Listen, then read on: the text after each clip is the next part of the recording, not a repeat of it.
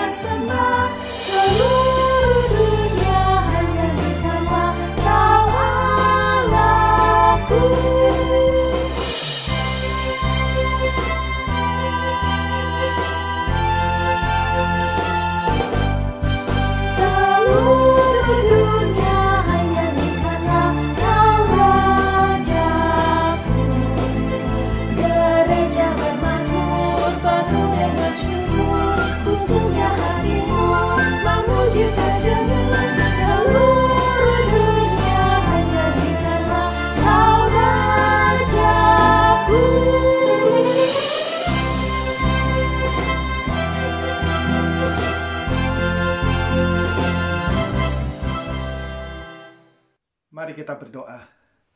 Ya Bapa kami, terima kasih untuk hari ini yang Kau telah berikan pada kami. Terima kasih kami boleh berkumpul bersama-sama, kami boleh berbakti, dan kami boleh memuji dan meninggikan nama-Mu. Seperti lagu yang tadi baru saja kami nyanyikan, kami dengan seluruh dunia dan seluruh isi bumi, kami ingin meninggikan dan memuliakan nama-Mu karena Engkau adalah Tuhan kami. Engkau adalah Raja kami. Engkau adalah satu-satunya yang patut disembah. Kami ingin memberi syukur karena Engkau memilih kami dan Engkau telah membenarkan kami di mata Engkau sehingga kami boleh datang ke dalam hadirat-Mu. Kami boleh berkumpul bersama-sama. Kami boleh meninggikan nama-Mu. Kami boleh memberi syukur kepada Engkau. Kami boleh saling menguatkan. Dan kami boleh datang bersama-sama, bersatu hati, dan mendengarkan firman-Mu. Kiranya Engkau boleh terus ingatkan kami bahwa walaupun dalam kehidupan kami banyak hal-hal yang terjadi yang kami tidak mengerti, atau yang tidak sejalan dengan apa yang kami harapkan, tapi ingatkan kami bahwa Engkau selalu ada, Engkau selalu berada di belakang, dan Engkau selalu aktif, dan Engkau melakukan hal-hal yang baik untuk kami. Ajarkan kami terus untuk bersandar kepada Engkau, ajarkan kami terus untuk memberi syukur kepada Engkau, karena semua yang kami ada ini hanya datang dari Engkau. Bahkan napas kami pun sendiri itu juga pemberian dari Engkau. Terima kasih Bapa, terima kasih. Tapi kami ingin memberi syukur Bapa untuk pemberian-Mu yang terbesar, yaitu anak-Mu Tuhan Yesus Kristus. Terima kasih karena melalui Dia kami boleh mendapatkan kehidupan yang kekal. Karena Dia rela mati di kayu salib dan Engkau telah membangkitkan Dia kembali dari tempat penguburan.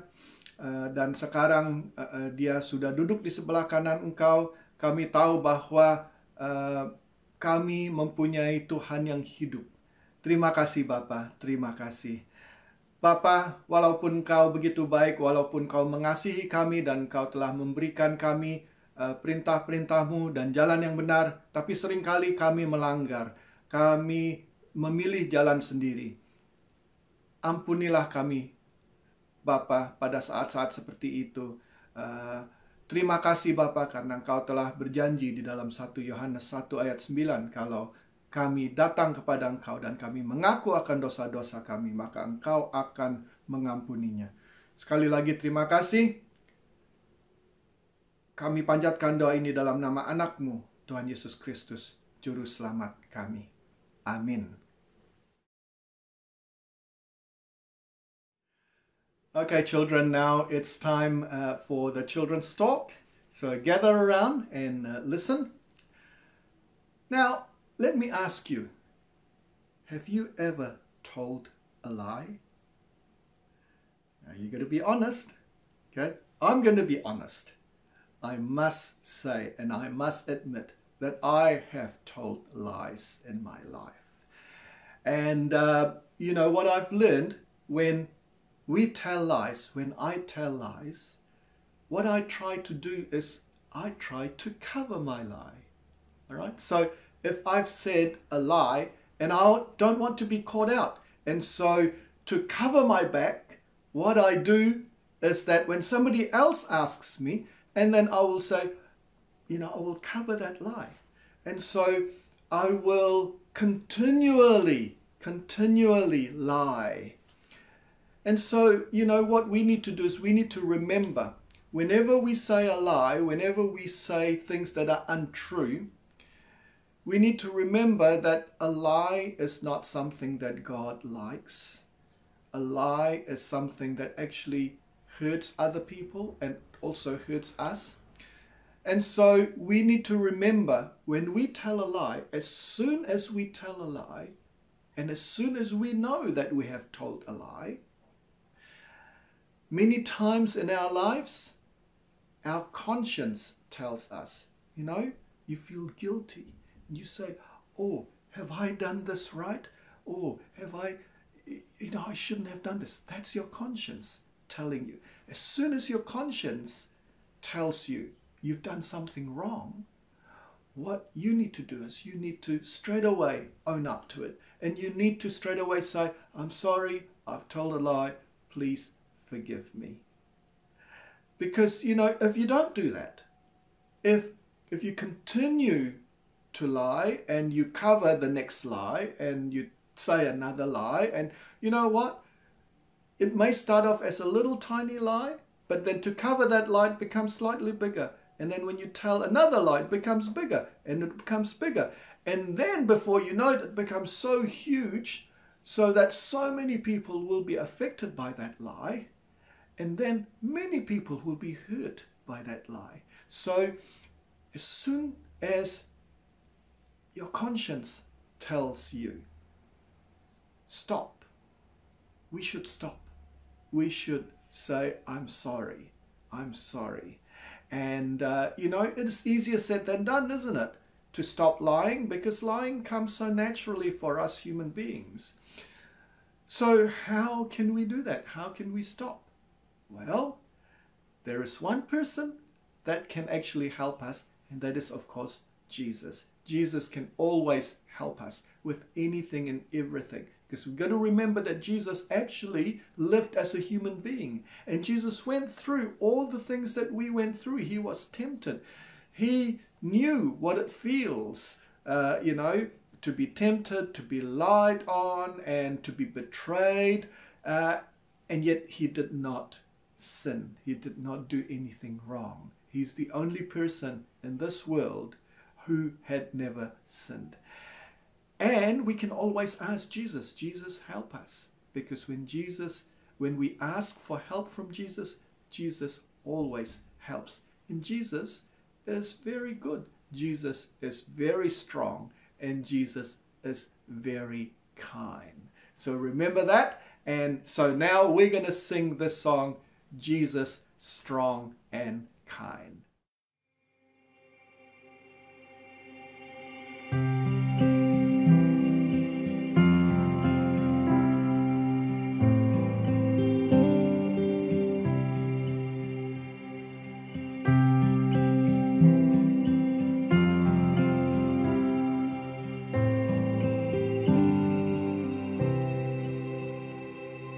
Jesus said that if I thirst, I should come to him.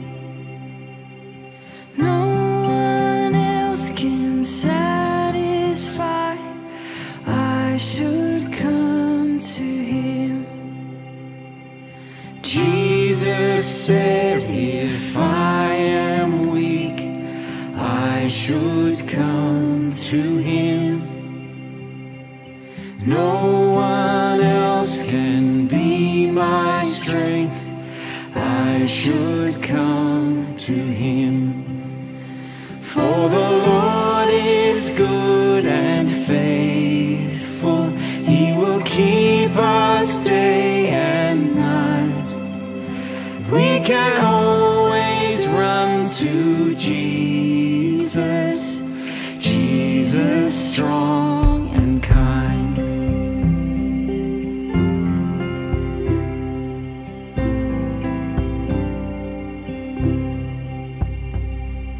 Jesus said that if I fear, I should come to Him. No one else can be my shield. I should come to Him. For the Lord is good and faithful. He will keep us day and night. We can always run to Jesus, Jesus strong and kind.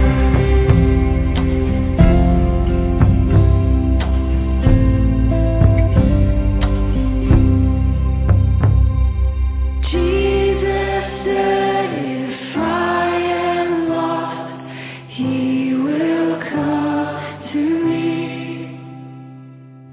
And He showed me on that cross, He will come to me. For the Lord is good and faithful. He will keep us day and night. We can always run to Jesus, Jesus strong and kind. For the Lord is good and faithful. He will keep us day and night. We can always run to Jesus, Jesus strong and kind. Jesus strong and kind.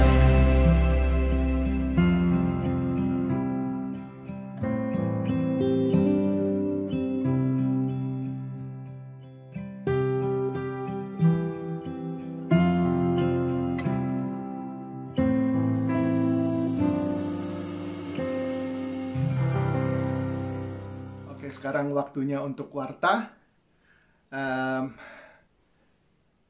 Minggu ini, hari ini, seharusnya kita merencanakan untuk mengadakan perayaan kemerdekaan, ulang tahun kemerdekaan Indonesia.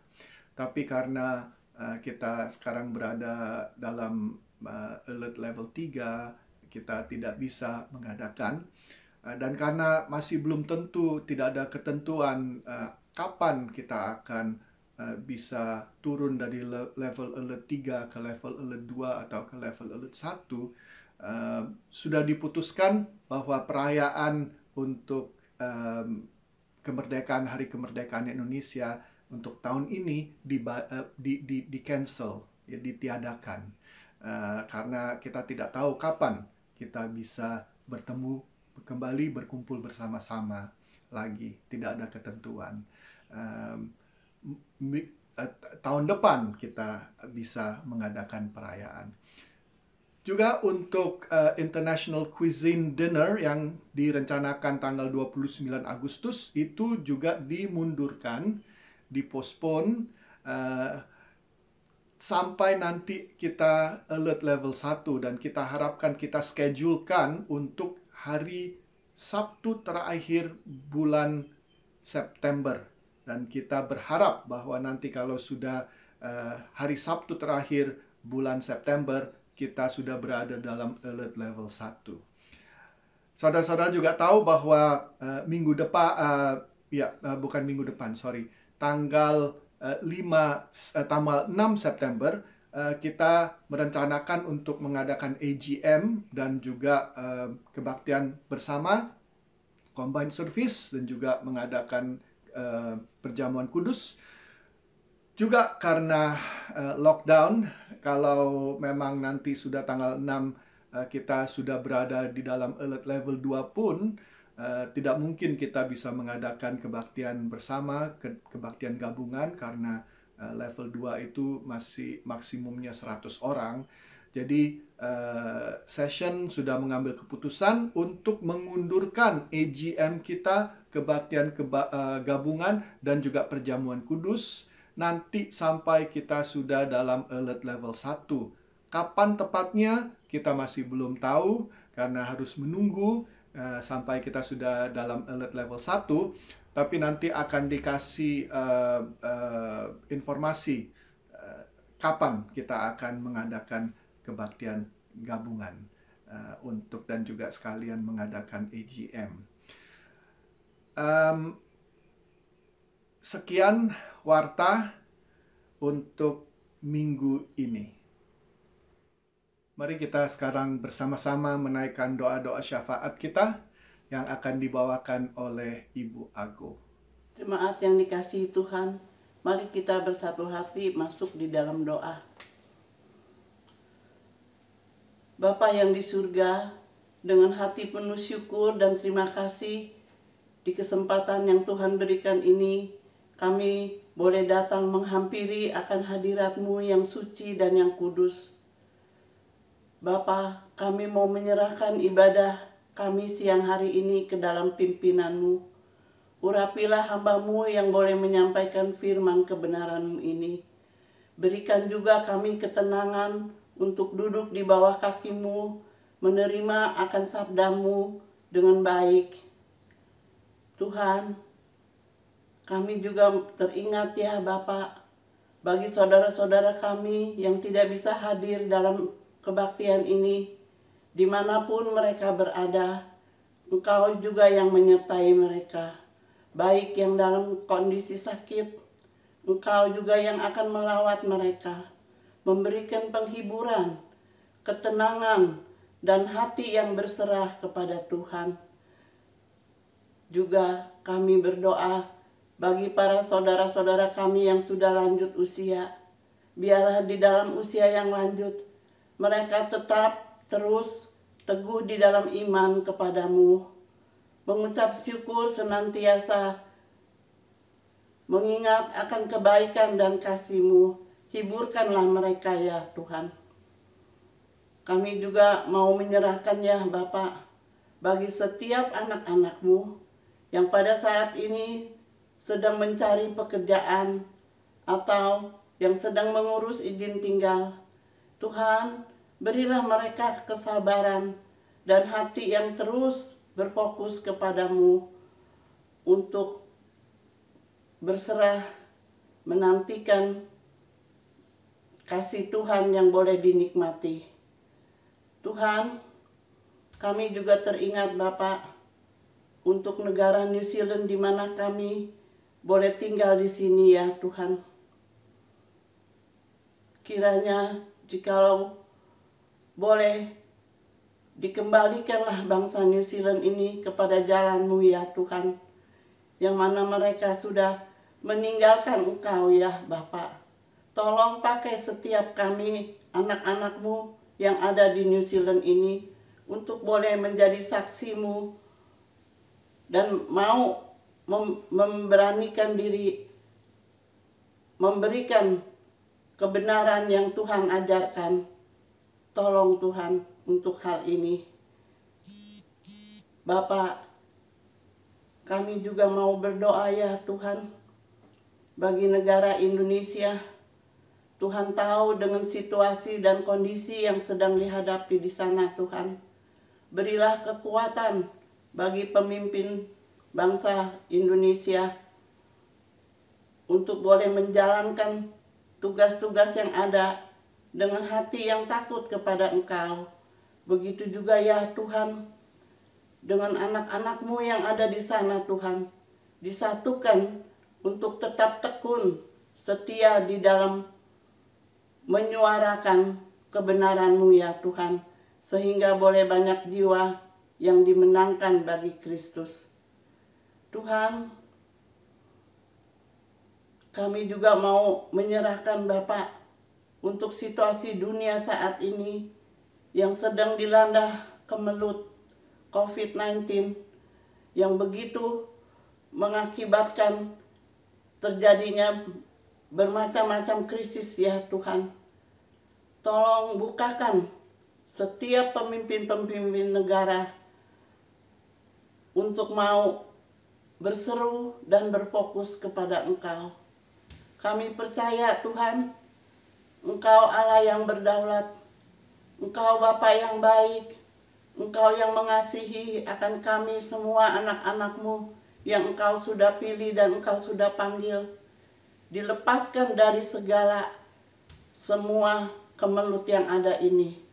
Terima kasih Tuhan, kalau kami boleh berseru hanya kepada Engkau, Bapa yang peduli dan Bapa yang berkuasa, yang di dalam kasih-Nya yang sudah menebus dan menyelamatkan kami. Inilah doa kami ya Tuhan. Yang Engkau sudah mengajarkan kami berdoa, Bapa kami yang di surga, dikuduskanlah nama-Mu, datanglah kerajaan-Mu, jadilah kehendak-Mu di bumi seperti di surga. Berikan kami pada hari ini makanan kami yang secukupnya, dan ampunilah kami akan kesalahan kami, seperti kami juga mengampuni orang yang bersalah kepada kami. Dan janganlah membawa kami ke dalam pencobaan, tetapi lepaskanlah kami dari yang jahat. Karena Engkaulah yang empunya kerajaan dan kuasa dan kemuliaan sampai selama-lamanya. Amin. Pembacaan Alkitab pada siang hari ini diambil dari Kejadian pasal 42, seluruh pasal. Jadi Kejadian 42. Setelah Yakub mendapatkan kabar bahwa ada gandum di Mesir, berkatalah ia kepada anak-anaknya, "Mengapa kamu berpandang-pandang saja?" Lagi katanya, "Telah kudengar bahwa ada gandum di Mesir. Pergilah ke sana dan belilah gandum di sana untuk kita, supaya kita tetap hidup dan jangan mati." Lalu pergilah 10 orang saudara Yusuf untuk membeli gandum di Mesir. Tetapi Yakub tidak membiarkan Benyamin, adik Yusuf, pergi bersama-sama dengan saudara-saudaranya, sebab pikirnya, jangan-jangan ia ditimpa kecelakaan nanti. Jadi, di antara orang-orang yang datang membeli gandum, terdapatlah juga anak-anak Israel, sebab ada kelaparan di tanah Kanaan. Sementara itu, Yusuf telah menjadi mangku bumi di negeri itu. Dialah yang menjual gandum kepada seluruh rakyat negeri itu. Jadi ketika saudara-saudara Yusuf datang, kepadanyalah mereka menghadap dan sujud dengan mukanya sampai ke tanah.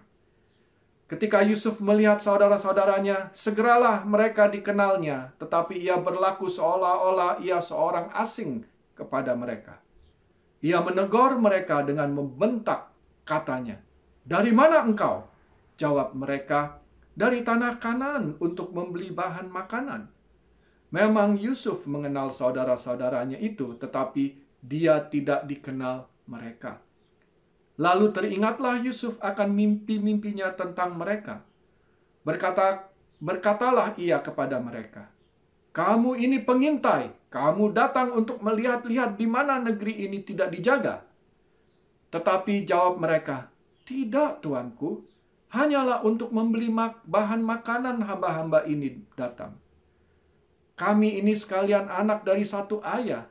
Kami ini orang jujur. Hamba-hambamu ini bukanlah pengintai." Tetapi ia berkata kepada mereka, "Tidak, kamu datang untuk melihat-lihat di mana negeri ini tidak dijaga." Lalu jawab mereka, "Hamba-hambamu ini 12 orang. Kami bersaudara, anak dari satu ayah di tanah Kanaan. Tetapi yang bungsu sekarang ada pada ayah kami, dan seorang sudah tidak ada lagi." Lalu kata Yusuf kepada mereka, "Sudahlah, seperti telah kukatakan kepadamu tadi, kamu ini pengintai. Dalam hal ini juga kamu harus diuji. Demi hidup Firaun, kamu tidak akan pergi dari sini jika saudaramu yang bungsu itu tidak datang kemari. Suruhlah seorang daripadamu untuk menjemput adikmu itu, tetapi kamu ini harus tinggal terkurung di sini. Dengan demikian perkataanmu dapat diuji. Apakah benar? Dan jika tidak, demi hidup Firaun, sungguh-sungguhlah kamu ini pengintai. Dan dimasukkannya lah mereka bersama-sama ke dalam tahanan 3 hari lamanya. Pada hari yang ketiga, berkatalah Yusuf kepada mereka, buatlah begini, maka kamu akan tetap hidup. Aku takut akan Allah. Jika kamu orang jujur, biarkanlah dari kamu bersaudara tinggal seorang terkurung dalam rumah tahanan.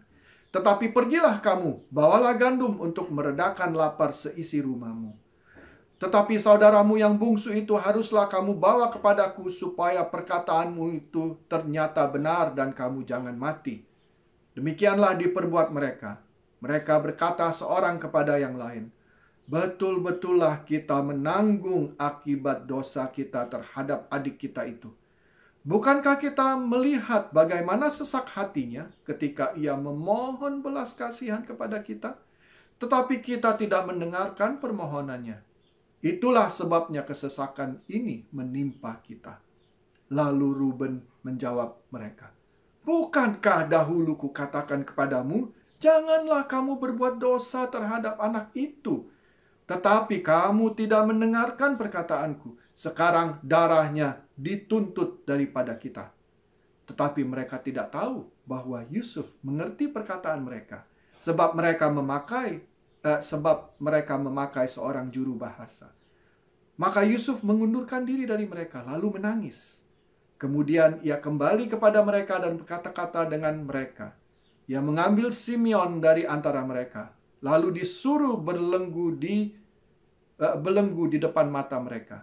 Sesudah itu Yusuf memerintahkan bahwa tempat gandum mereka akan diisi dengan gandum, dan bahwa uang mereka masing-masing akan dikembalikan ke dalam karungnya, serta bekal mereka di jalan akan diberikan kepada mereka.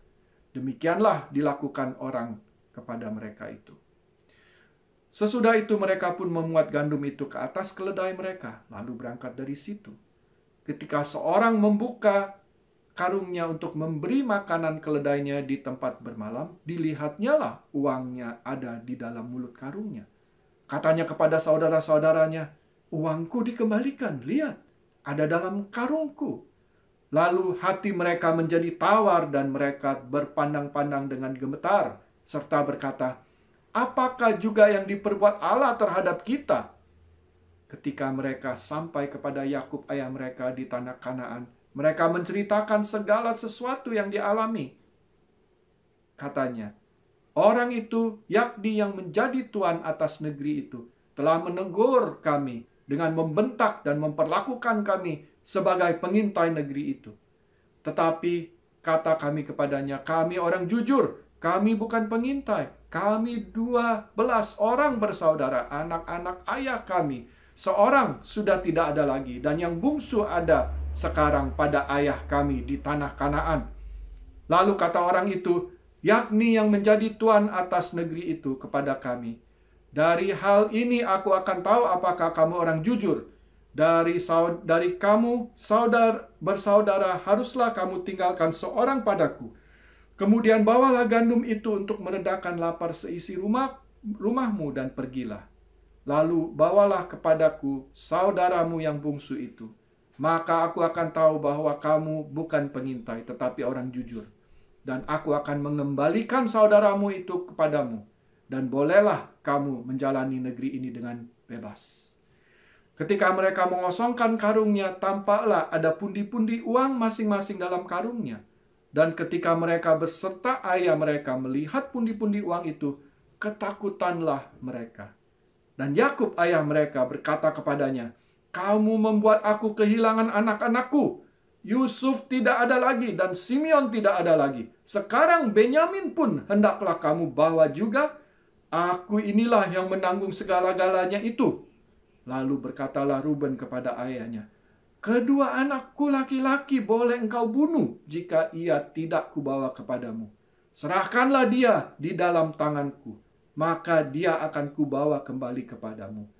Tetapi jawabnya, anakku itu tidak akan pergi ke sana bersama-sama dengan kamu, sebab kakaknya telah mati, dan hanya dialah yang tinggal. Jika dia ditimpa kecelakaan di jalan yang akan kamu tempuh, maka tentulah kamu akan menyebabkan aku yang ubanan ini turun ke dunia orang mati, karena duka cita. Sekian pembacaan firman kita. Amin. Mari kita menyiapkan hati kita masing-masing untuk mendengarkan firman dengan menyanyikan lagu Kusiapkan Hatiku Tuhan.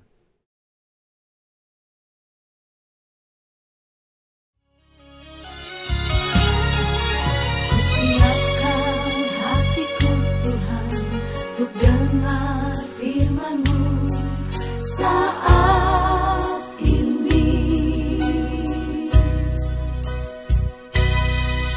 Ku sujud menyembah-Mu Tuhan, masuk hadirat-Mu saat ini. Curahkan urapan-Mu Tuhan bagi jemaat-Mu saat ini. Ku siapkan hatiku Tuhan untuk dengar firman-Mu.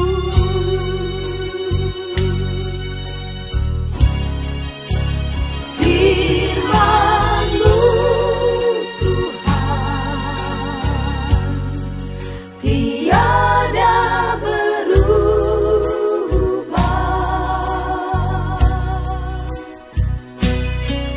Dahulu, sekarang, selama-lamanya tiada berubah.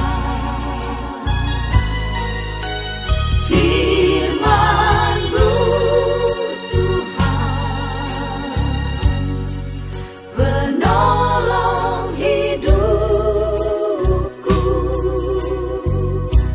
Ku siapkan hatiku Tuhan untuk dengar firman-Mu.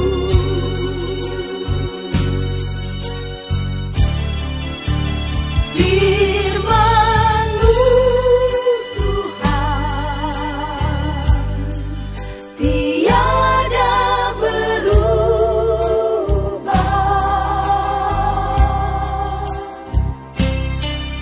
Dahulu, sekarang, selama-lamanya tiada berubah.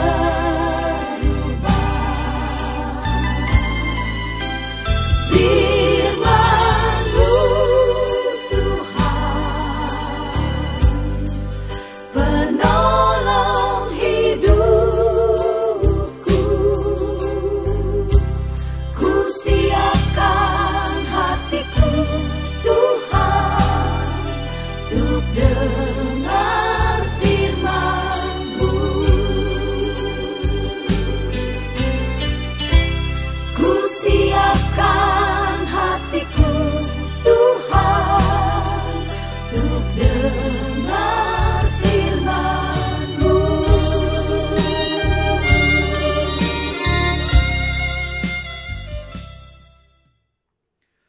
Mari kita berdoa sebelum mendengarkan firman. Bapa kami di surga, pada saat ini kami ingin mendengarkan firman-Mu. Kiranya Engkau boleh memberkati kami satu persatu, urapi kami dengan Roh Kudus-Mu, supaya keseluruhan dari keberadaan kami boleh terbuka.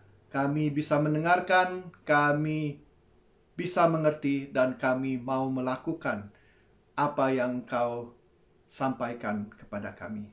Urapilah hamba-Mu, supaya semua yang keluar dari mulutnya hanya membesarkan dan memuliakan nama-Mu saja. Kami panjatkan doa ini dalam nama anak-Mu, Tuhan Yesus Kristus, Juru Selamat kami. Amin. Saudara-saudara, kita meneruskan seri khotbah yang mengikuti kehidupan Yusuf.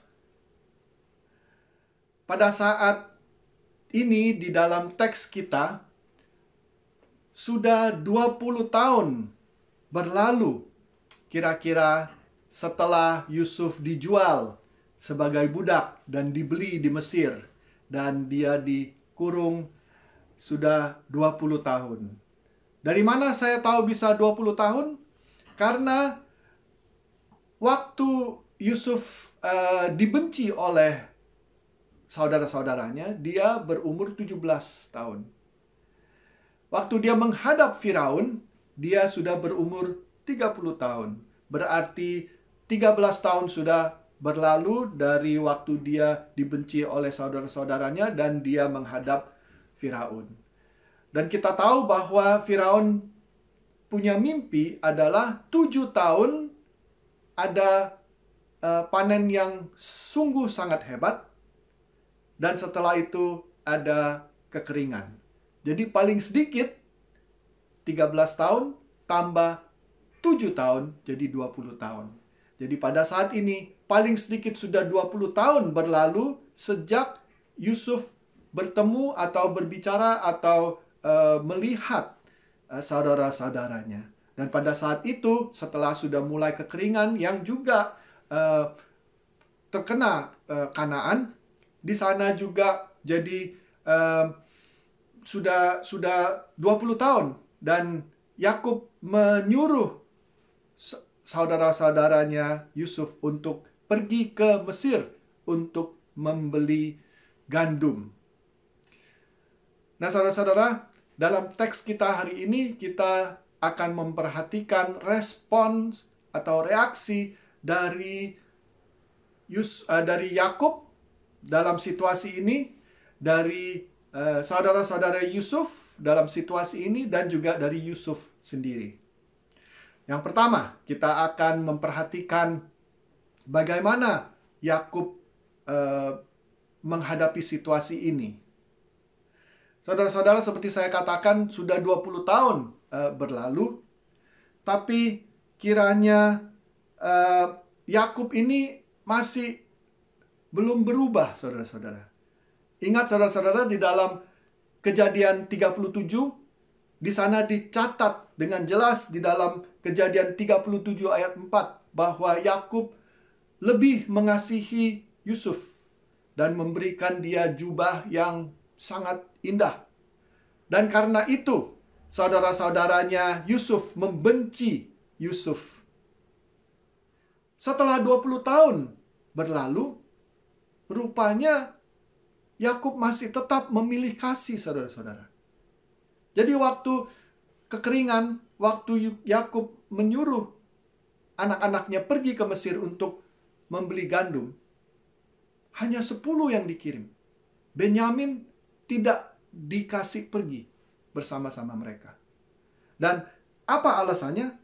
Di dalam ayat 4 dalam teks kita di sana dikatakan, jangan-jangan ia ditimpa kecelakaan nanti kalau Benyamin pergi. Dengan kata lain, Yakub takut kalau Benyamin itu nanti hilang seperti Yusuf. Kan Benyamin sekarang sudah cuma satu-satunya anak dari istri kesayangan dia. Jadi dia bilang tidak boleh. Benyamin tidak boleh pergi. Tapi yang 10 silakan pergi. Nah, saudara-saudara, dengan melakukan ini, Yakub menunjukkan bahwa dia lebih mengasihi Benyamin daripada 10 kakak-kakaknya. Karena apa? Karena ya secara tidak langsung Yakub mengatakan, ya nggak apa-apa lah. Kalau yang 10 itu hilang, it's okay. Nggak apa-apa. Tapi kalau Benyamin, jangan. Jangan. Ya. Bayangkan saudara-saudara bagaimana kakak-kakaknya si Benyamin berasa. Ya. Belum lagi waktu mereka sudah balik, kakak-kakaknya Benyamin balik, dan kakak-kakaknya menceritakan kepada Yakub bahwa penguasa di Mesir mengatakan, kamu mesti bawa adikmu yang paling kecil, baru boleh menghadap saya lagi. Yakub mengatakan apa? Tidak, jangan dibawa. Ya, Sampai-sampai Ruben pun mengatakan, bagaimana kalau kita tidak pergi membawa adik kita yang paling kecil? Tidak bisa kita menghadap. Udah begini, ya, nggak apa-apa, ya. Anak saya yang laki 2, silakan boleh dipegang sama bapak, sama ayah. Kalau sampai Benyamin tidak kembali, ayah boleh membunuh anakku yang 2 itu. Sudah dikatakan seperti itu pun oleh Ruben. Yakub masih tetap berkeras hati, masih mengatakan tidak boleh Benyamin pergi ke Mesir. Bayangkan saudara-saudara, message apa yang dikirimkan kepada kakak-kakaknya Benyamin? Message-nya adalah, oh, Benyamin itu jauh lebih berharga. Lebih berharga dari 2 cucu laki. Saudara-saudara, kita bisa lihat bahwa ini adalah memilih kasih. Dan rupanya setelah 20 tahun pun Yakub masih tetap memilih kasih.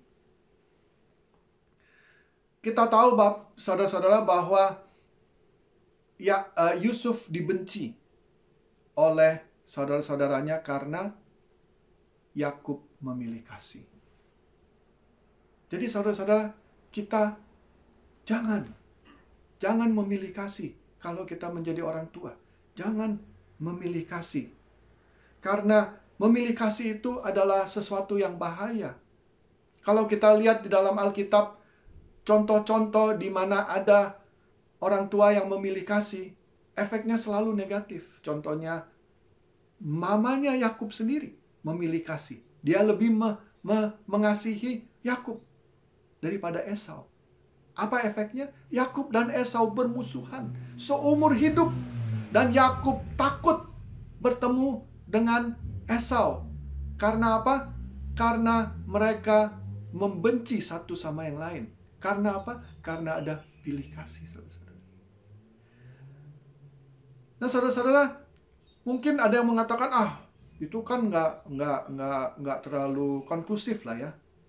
Nah, apakah ada lagi?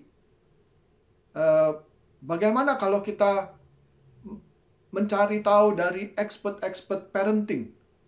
Apa kata-kata mereka?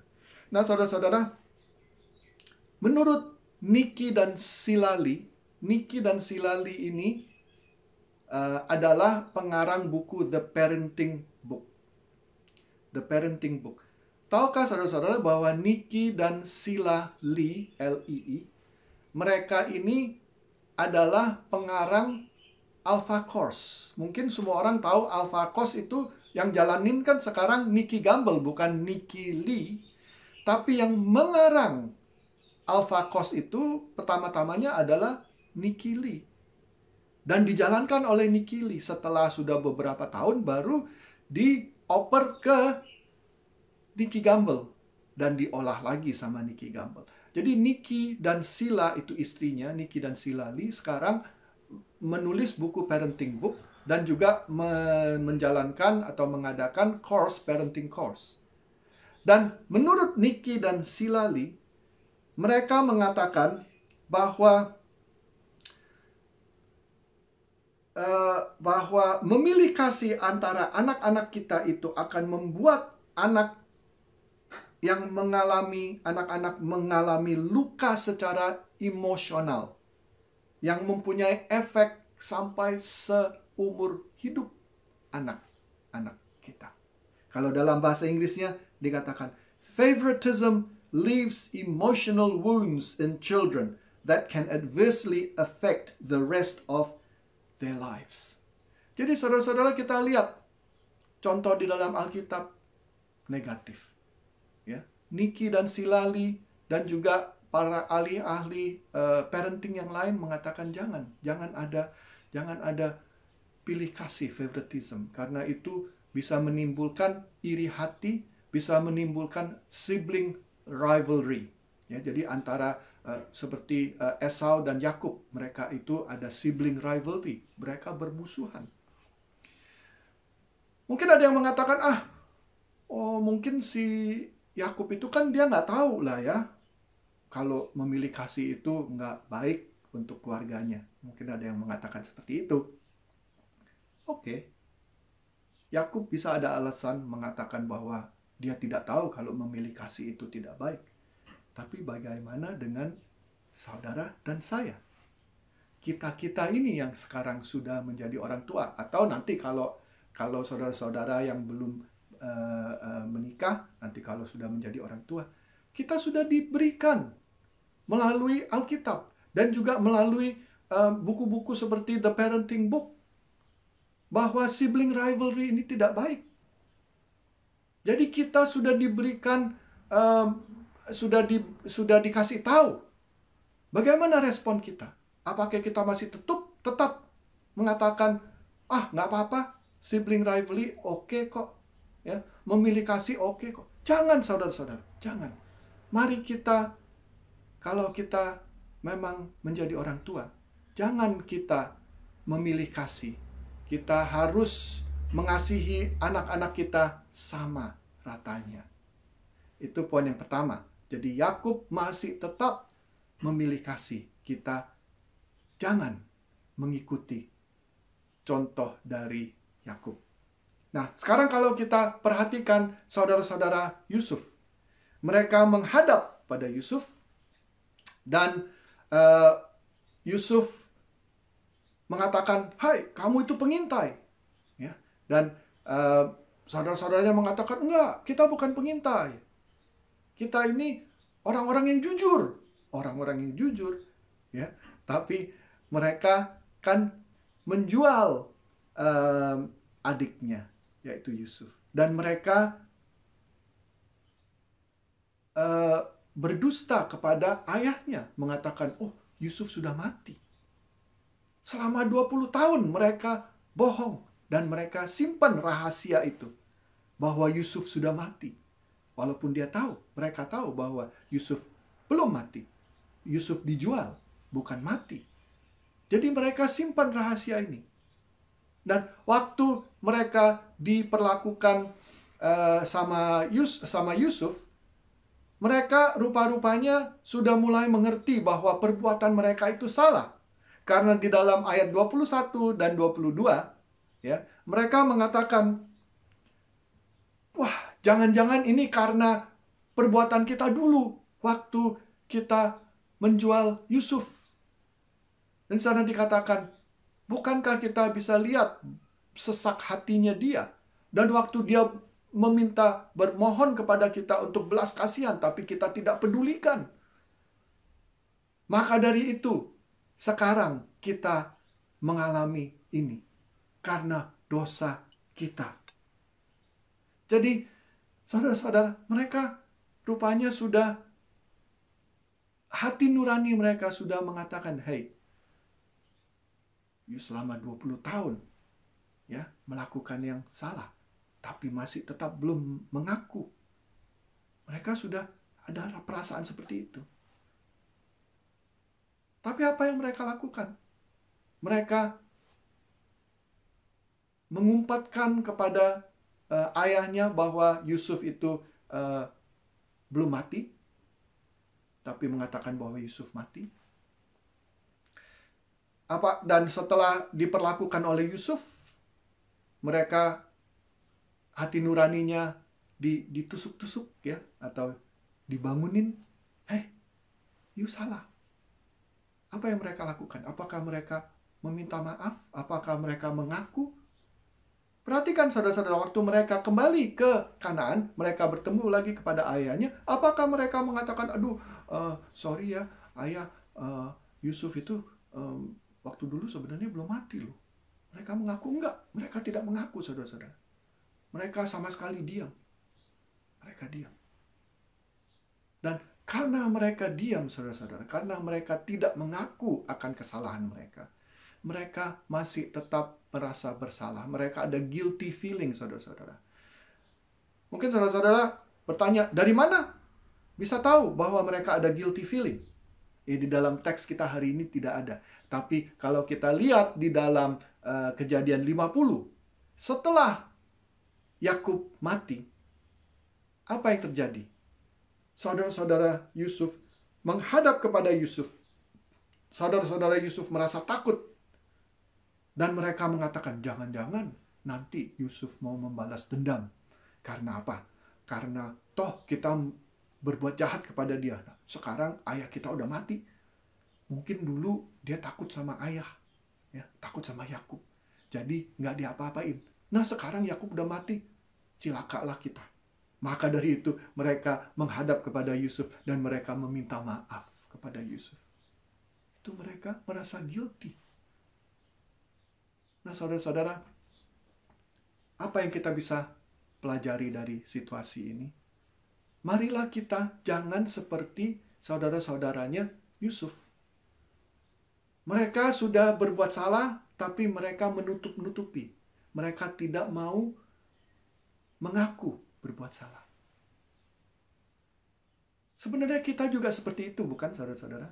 Kita kan sering ya, kalau kita sudah berbuat salah, sudah menyakiti hati orang, apa yang kita lakukan? Bukannya kita minta maaf, malah kita membenar-benarkan diri kita. Kita mempertahankan harga diri kita, pride kita. Kita defend, kita mempertahankan. Kita mencari 1001 alasan. 1001 alasan untuk membenarkan kita. Oh, ya teranglah kalau kayak begitu, ya orang itu kok kayak begini. Iyalah, nggak apa-apa lah kalau gitu. Ya, saya melakukan seperti itu. Jangan, saudara-saudara. Lebih cepat kita kalau kita tahu, hati nurani kita mengatakan, hey, berbuat salah. Langsung minta maaf. Lebih cepat kita melakukan itu, lebih mudah untuk kita melakukan. Karena apa? Karena kalau kita sudah melakukan yang berbuat salah, kita membenarkan.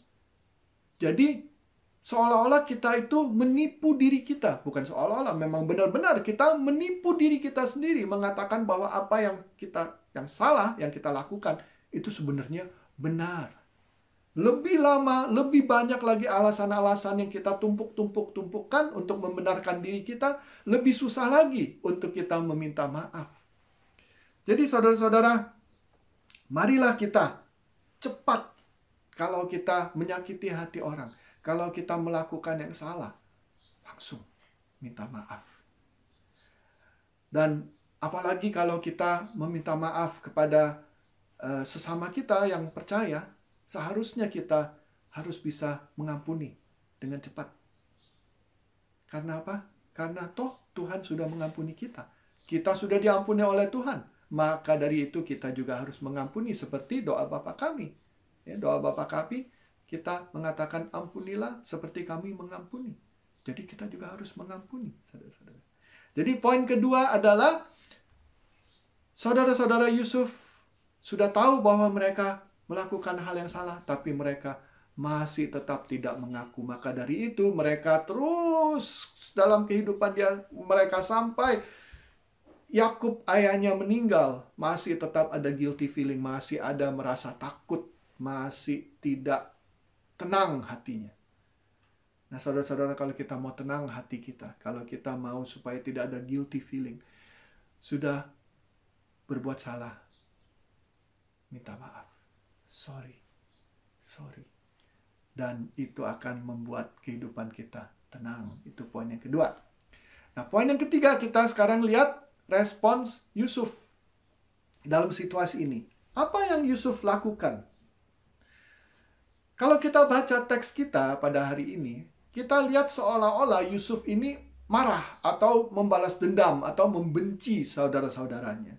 Karena kan di sana dikatakan bahwa Yusuf sudah mengenal mereka, walaupun mereka tidak mengenal Yusuf. Ya. Dan di dalam ayat 7 di sana dikatakan Yusuf berlaku seolah-olah ia seorang asing kepada mereka. Ia menegur mereka dan dengan membentak. Dengan kata lain, dia memakai kata-kata yang kasar kepada saudara-saudaranya. Dan Yusuf menuduh mereka sebagai pengintai, sebagai mata-mata. Ya. Jadi kalau kita lihat seperti ini, seolah-olah Yusuf ini marah kepada saudara-saudaranya. Tapi apakah Yusuf marah kepada saudara-saudaranya? Tidak ya, tidak. Bagaimana saya tahu? Nah, coba kita perhatikan baik-baik. Kita lihat bahwa seperti tadi saya katakan, kita harus ingat bahwa sekarang sudah 20 tahun paling sedikit ya sudah berlalu sejak Yusuf bertemu dengan saudaranya. Waktu terakhir mereka ada interaksi, saudara-saudaranya melakukan hal-hal yang jahat kepada Yusuf. Ya. Dan Yusuf meminta belas kasihan, tapi mereka bilang enggak. Jadi sekarang Yusuf mau tahu, apakah saudara-saudaranya ini sudah berubah atau masih tetap jahat. Maka dari itu, Yusuf mau menguji. Dari mana saya tahu? Nah, lihat sendiri di dalam ayat 16, di sana dikatakan, dengan demikian perkataanmu dapat diuji apakah benar. Jadi Yusuf ingin menguji saudara-saudaranya. Jadi dilihat apakah mereka masih tetap suka bohong atau jujur. Ya, itu yang pertama. Dia mau menguji saudara-saudaranya. Tapi yang kedua, dia juga ingin mencari tahu informasi tentang adiknya dan tentang ayahnya. Maka dari itu dia istilahnya mengorek-ngorek, ya, mencari tahu dari saudara-saudaranya. Dan saudara-saudaranya mengatakan, oh iya ada, ayah kita ada, masih ada, adik kita masih ada. Dari sana Yusuf mendapatkan informasi. Ada apa lagi yang menunjukkan bahwa Yusuf itu tidak marah kepada saudara-saudaranya? Ada lagi. Ya. Yang pertama, ingat waktu saudara-saudaranya mengatakan, wah matilah, ini gara-gara dulu nih kita nih berbuat jahat kepada adik kita Yusuf. Maka dari itu, ya kita ini sekarang menghadapi ini. Terus Ruben mengatakan, udah kan, dulu kan udah dibilangin, jangan berbuat dosa. Ya, ingat bahwa Yusuf bisa mengerti. Tapi mereka tidak tahu. Maka itu kan mereka berbicara dalam bahasa mereka. Yusuf berbicara dalam bahasa Mesir, orang Mesir. Tapi Yusuf tahu. Reaksi Yusuf seperti apa waktu dia mendengar mereka berbincang-bincang seperti itu. Yusuf terharu hatinya. Yusuf menangis. Ini tidak menunjukkan bahwa dia marah atau mau membalas dendam. Dia merasa kasihan, saudara-saudara. Ya, dia terharu. Kalau dia marah, apa yang dia katakan? Bilang, nah kan, udah dibilangin, ya, kamu orang ini bagaimana sih berbuat dosa, jahat sih. Ya, dulu kan udah aku minta belas kasihan, nah sekarang aku nggak kasih belas kasihan kepadamu. Nah, itu balas dendam, saudara-saudara. Tidak, Yusuf tidak melakukan itu. Yusuf terharu. Dia nangis. Oke. Apalagi yang menunjukkan bahwa dia tidak marah dan dia sudah mengampuni saudara-saudaranya? Perhatikan saudara-saudara, waktu pertama kali Yusuf mengatakan, kamu ini pengintai. Bagaimana caranya kamu bisa membuktikan bahwa kamu orang benar? Satu orang dari kalian boleh pulang ke Kanaan, tapi harus bawa kembali adikmu yang paling kecil. Yang sembilan harus ditahan. Itu permulaannya dia mengatakan seperti itu. Tapi pada akhirnya apa yang dilakukan? Dia mengatakan kepada mereka, oke, sekarang begini. Satu yang saya tahan, Simeon saya tahan. Tapi yang 9 dari kalian boleh pergi ke Kanaan. Bawa pulang makanan. Jadi saudara-saudara, kita bisa tahu bahwa Yusuf ini tidak memikirkan diri dia sendiri. Dia memikirkan saudara-saudaranya. Karena apa? Karena sudah kelaparan, sudah kekeringan di Kanaan juga. Jadi kalau cuma satu orang yang balik ke Kanaan, hanya cuma bisa bawa 1 karung. Tapi kalau 9 orang bisa membawa 9 karung. Jadi dia membekalkan saudara-saudaranya lebih banyak gandum. Supaya saudara-saudaranya bukan yang 9 itu aja, tapi yang lain-lain, anak-anaknya, ponakannya, ya, ayahnya, dan yang lain-lain itu bisa dapat makanan. lebih banyak. Ini menunjukkan bahwa Yusuf memikirkan orang lain dulu daripada dirinya dia sendiri. Dia tidak memikirkan diri sendiri. Walaupun sebenarnya dia ada risiko ya saudara-saudara. Karena apa? Karena dia masih belum benar-benar tahu 100% apakah saudara-saudaranya ini sudah jujur 100% atau enggak. Bisa-bisa kalau 9 dikasih pergi pulang, nggak balik-balik lagi tuh. Ya udah, bagaimana? Ya, walaupun ada risiko, tapi Yusuf masih tetap memikirkan, ya nggak apa-apalah. Saudara-saudaraku yang lain di Kanaan kasihan. Kalau cuma 1 karung gandum, 9 karung dikirim. Nah, saudara-saudara, bagaimana dengan kita? Kalau ada orang yang berbuat salah kepada kita, apakah kita mengampuni seperti Yusuf? Dan apakah kita selalu hanya memikirkan diri kita sendiri, kepentingan kita sendiri saja, tidak memikirkan orang lain? Marilah kita mengikuti contoh dari Yusuf. Yusuf mengampuni saudara-saudaranya.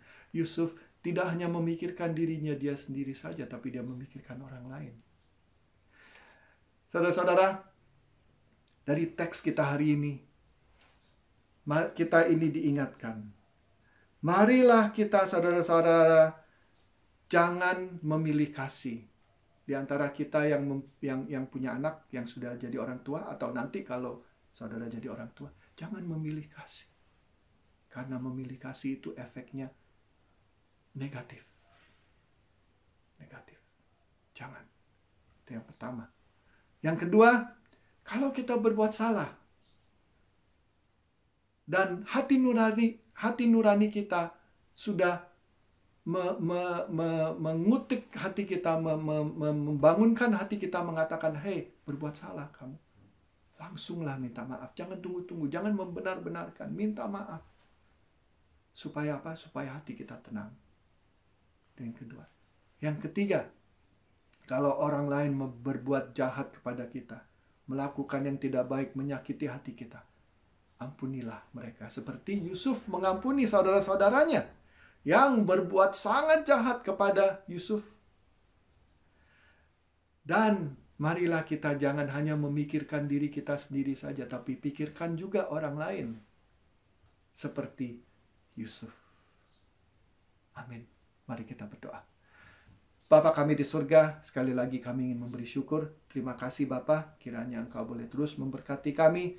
Engkau ajarkan kami Bapa, bagi kami yang mempunyai anak, atau nanti yang sebentar lagi akan mempunyai anak, supaya kami jangan memilih kasih. Karena memilih kasih itu tidak baik. Ingatkan kami juga Bapa, kalau kami sudah berbuat salah terhadap Engkau, atau terhadap teman-teman kami, atau siapapun, cepat-cepatlah kami meminta maaf supaya hati kita bisa tenang, supaya kita tidak ada guilty feeling di dalam hati kita. Dan ingatkan kami juga Bapa, kalau orang berbuat salah kepada kami, janganlah membalas dendam, tapi harus mengampuni seperti Engkau telah mengampuni kami. Juga ajarkan kami untuk tidak hanya memikirkan diri kami sendiri saja, tapi memikirkan juga orang lain. Terima kasih Bapa, kiranya Engkau boleh memberkati supaya kami mau melaksanakan apa yang Engkau telah sampaikan kepada kami pada siang hari ini. Kami panjatkan doa ini dalam nama anak-Mu Tuhan Yesus Kristus, Juru Selamat kami. Amin. Sebelum kita mengakhiri kebaktian kita, mari kita menyanyikan lagu Selamat di Tangan Yesus.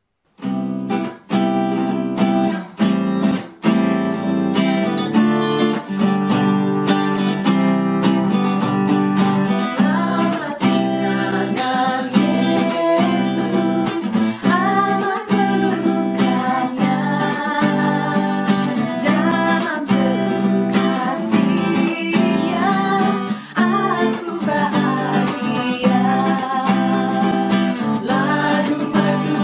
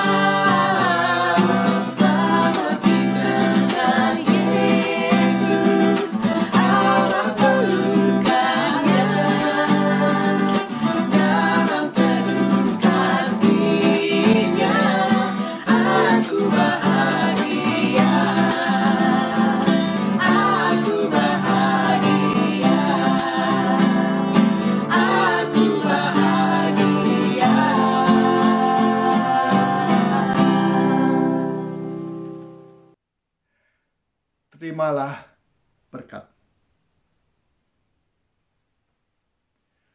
Tuhan memberkati engkau dan melindungi engkau. Tuhan menyinari engkau dengan wajah-Nya dan memberi engkau kasih karunia. Tuhan menghadapkan wajah-Nya kepadamu dan memberi engkau damai sejahtera. Amin.